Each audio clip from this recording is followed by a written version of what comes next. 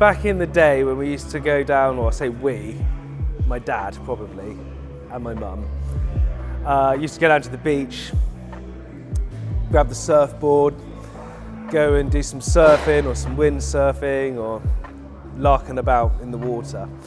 And that's when I personally think that the transporter, probably the bay window at that point, started getting its reputation. And then the T25 came out, and that was a real step up in the world of the surf bus. And that's when the two-tone started coming into vogue. But for me, the most iconic transporter was probably the T4, because the T4 is when the average Joe, or Olly, when he was 19, was able to afford a transporter, go down the beach, have beers and hang out, and the first thing you would do is get out your roller and two-tone it. And there's something really old school and really cool about a transporter van, whatever age, really low, two-toned, retro. And this particular van here, for Steve and Bex, who were just the most lovely couple, have currently got a T5 Gen 1 called Percy, I believe, and he's going into retirement. And they asked me to build them a van that was going to represent their old school transporter and what the transporter represents. So I chose a copper bronze van, two tones, the top side of it white, which was an absolute ball ache, but I'll explain why in a minute.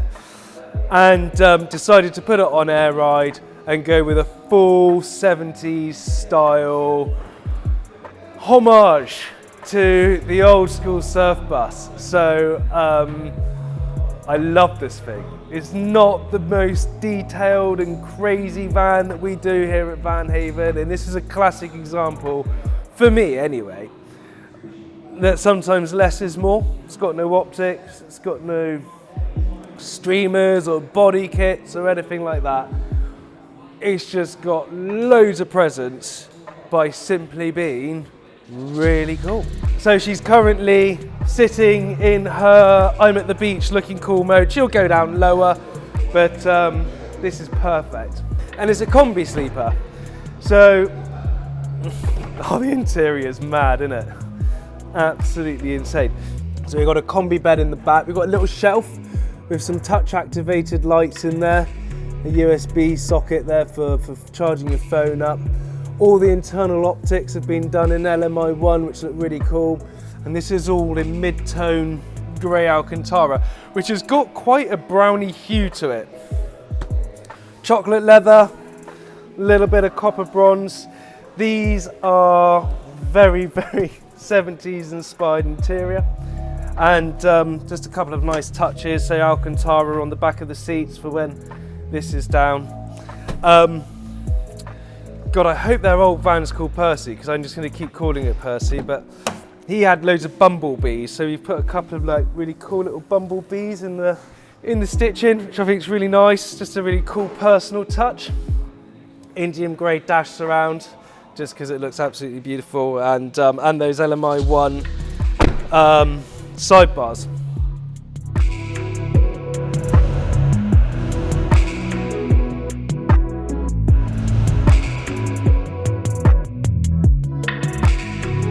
Old school sort of vibe-in vans are truly where my heart is personally. I can really see myself on a Saturday evening chilling out in here. So why did I paint the top side of a van? Take all the windows out, windscreen out and everything, just so when you open the doors, it's got copper bronze door shuts.